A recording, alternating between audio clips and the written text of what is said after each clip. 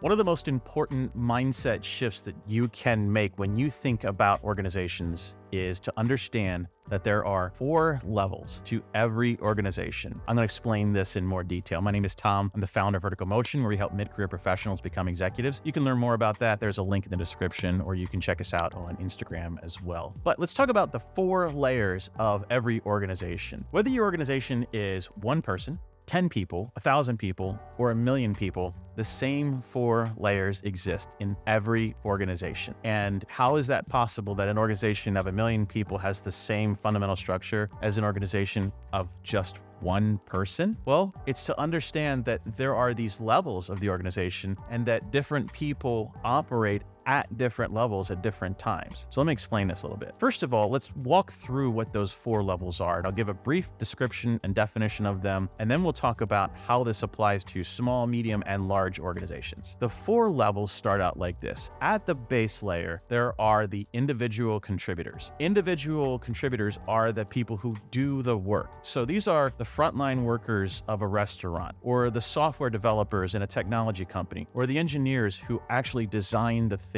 These are the people that actually do the work of the organization.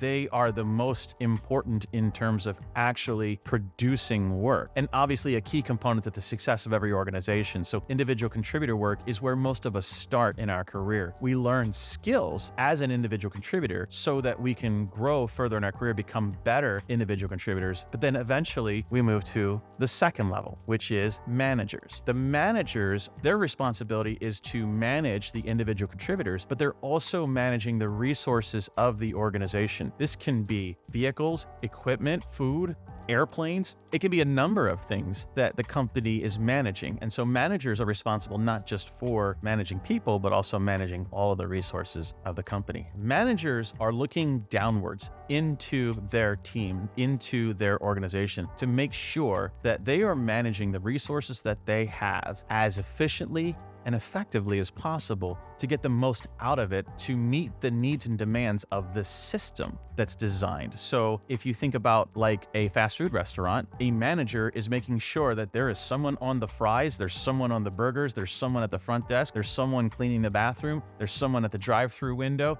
Like there's a manager's responsibility is to make sure that those people are doing their jobs as effectively as possible, and that there's enough food in the freezer to actually cook. I'm gonna make myself hungry. Point is that like you can see how managers have responsibilities that are greater than just the actual work itself. And so the difference between individual contributor and manager is typically very well known and understood. When you are an individual contributor, you work for a manager directly. A manager will manage your skills, your tasks, your responsibilities, and your performance. And so this kind of is very clearly understood, this connection between individual contributors and managers and the separation between them. There's a third layer, and the third layer is the executive level. So at the executive layer, you are no longer inside of the system managing the resources of the company. Instead, at the executive level, you are looking outwards towards the future and towards the rest of your industry and towards all the things that are out there to understand if the system that you've designed is the right system. Are you building the right things? Are you delivering the right solutions to your customers? To use that fast food restaurant example again, is it the Whopper or another burger that you should be offering?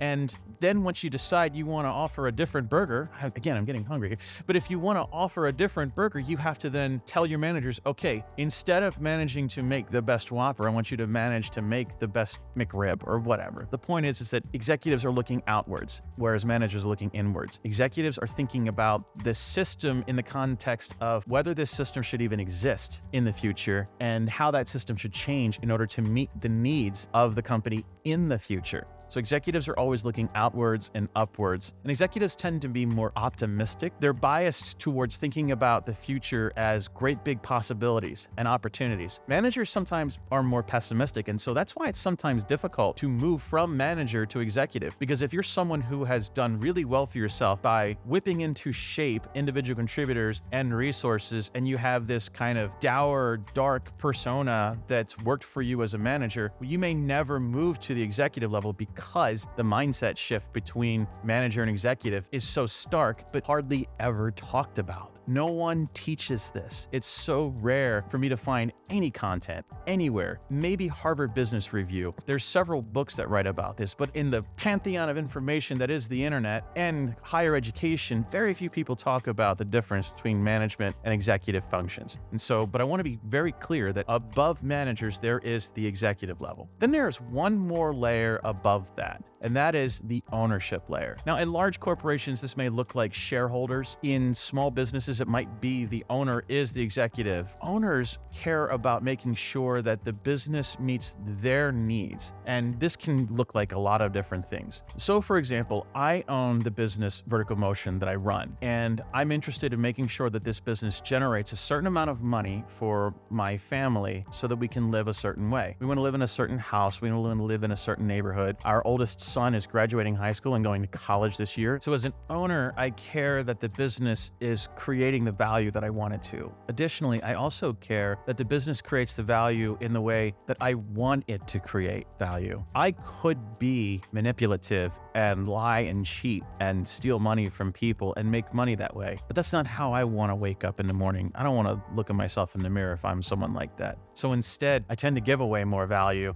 and I do so because I want to feel good about what I'm doing, that it's not just about making money, but it's also about making great leaders as well. As an owner, I will always tell the executives of my company that I want you to focus on making great experiences for people who work with us, and always focus on turning good people into great leaders. And that's always going to be a focus of mine. Other owners will have different goals and needs, and some owners just care about the ROI financially. Some owners care about the impact that they have on their community and their planet. And I'm more attracted to that type of owner than just the people who care about the bottom line numbers, but both exist. And at the end of the day, it's important to understand that ownership at the very top of this pyramid really does determine the culture and the direction of the organization. The executives are there to literally execute that vision that the owner sets. The managers are there to manage the resources towards that executive's strategy and plan for implementing the owner's wishes. And the individual contributors are there to do the work. So understanding, just to kind of recap, we have the base layer, individual contributors, the manager layer, the executive layer, and then the ownership layer at the very top. Those are the 4 layers of every organization. So let's talk about this in the context of a one-person business. When I started Vertical Motion, it was just me, and I had some little help from my wife, and I think we hired an editor pretty quickly because I'm terrible at video editing. But when we first started this business, it was just me, basically. I was doing everything. I was making the content, editing the content, posting the content. I was making the course material, delivering the course material. I was finding clients, convincing them to join the program, and then delivering the information to them. So I was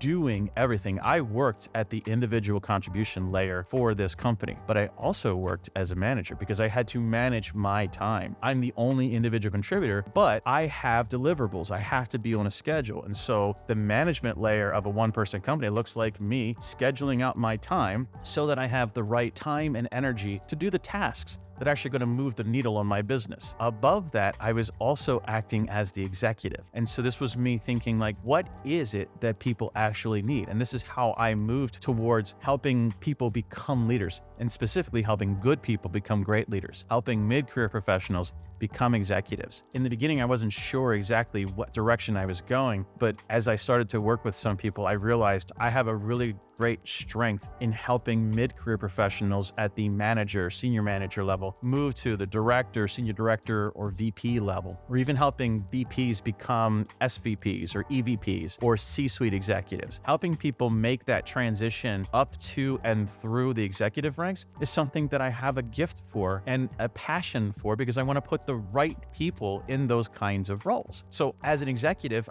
I moved the business towards that. And so I told myself as a manager, okay, manage towards this. And then the manager said, okay, individual contributor Tom, go and build this kind of content and find this kind of audience. So I was functioning in all 3 roles. And again, I also functioned as the owner because I'm trying to build a business. At the time, my goal was simply to replace my salary. Now my goal is a little bit bigger, but it's generally the same, that I don't care to have yachts and planes. I just care to be able to afford my son's college education and live in a house that we all like, and, maybe save a little bit for retirement at some point, and have good healthcare. That would be great. But the point is that I did all four functions of the business in the beginning. I was the individual contributor, I was the manager, I was the executive, and I was the owner. And there were times where I would literally argue with myself. This is because the manager part of me is asking the individual contributor in me to do more than I can really handle. And the manager is doing that because the executive version of me said, we need to accomplish these things. And the manager is saying, okay, we will manage to that. And then the individual contributor is saying, I can't do that volume of work. It's just too much. I need help. And so the manager says to the executive, this is me having a conversation with me, by the way. The manager says to the executive, we need more people. We need to figure out how we can outsource some of the things so we can scale.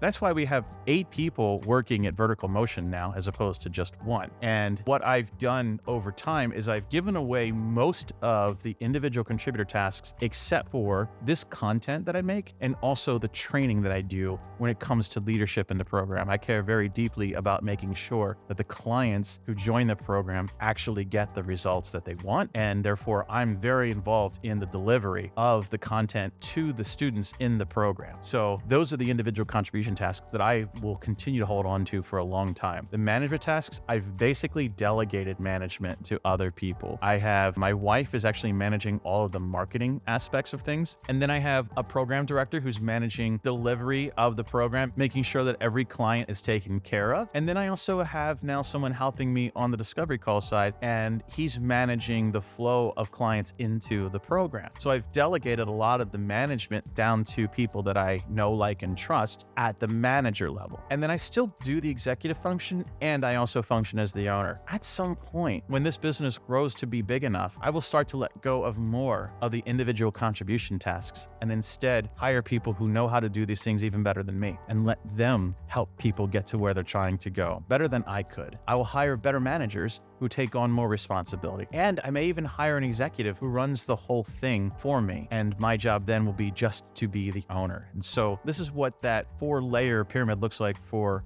a company of 1. In a company of 100 or 1,000 or 1,000,000 employees, it looks different. There are lots of individual contributors who report to lots of managers, who report to a lot of executives, who report to maybe one or many owners. Could be millions of owners if it's a publicly traded organization with their stock out on NASDAQ. So it gets a little bit more confusing than in the one-person business model. But here's the thing. Typically in these large organizations, you're doing one thing. You are typically an individual contributor, or you are manager, or you are an executive. It's not common for you to have more than one responsibility at a time in a large organization. In large organizations, executives tend to not manage or do individual contribution tasks. In the middle, between one person and 1,000,000 people, those companies that are small and medium-sized businesses, where you have 3 employees, 100 employees, 500 employees, things get a little bit more confusing, especially if you're growing from 1 person to 100 people to 1,000 people. And this is what I mean. You may find people who function as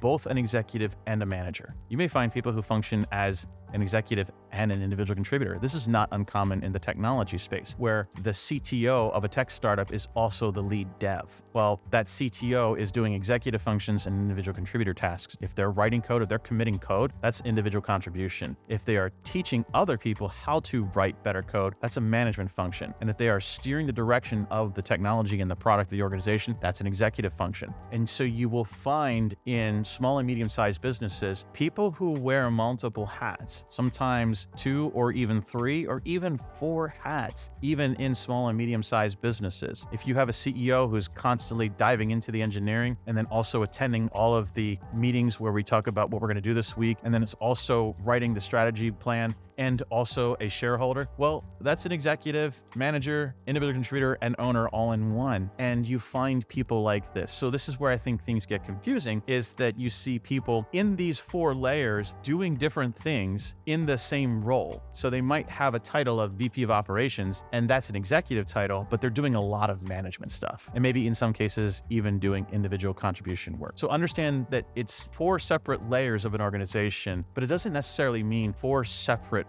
roles or positions or layers. In large corporations, it becomes pretty clear. Like if you have 10,000 people in a company, there are executives, there are managers, there are individual contributors, and there are owners who are typically shareholders. In medium companies, it gets a little murky and it can be sliced and diced a lot of different ways. And then when it's a company of one or an organization of one, that one person's doing all four things and could literally argue with herself on a daily basis, just like I do. So I hope that clears up how the four layers of an organization work. Every organization is built this way. And so it's important to understand that as you grow in your career, when you move from individual contributor to manager, that is a big step change. But the next step change from manager to executive is also equally a big step change. And you have to learn the skills of that executive position in order to actually move to the executive level. So I hope this was helpful, and I appreciate any feedback that you have on this concept of the four layers of an organization.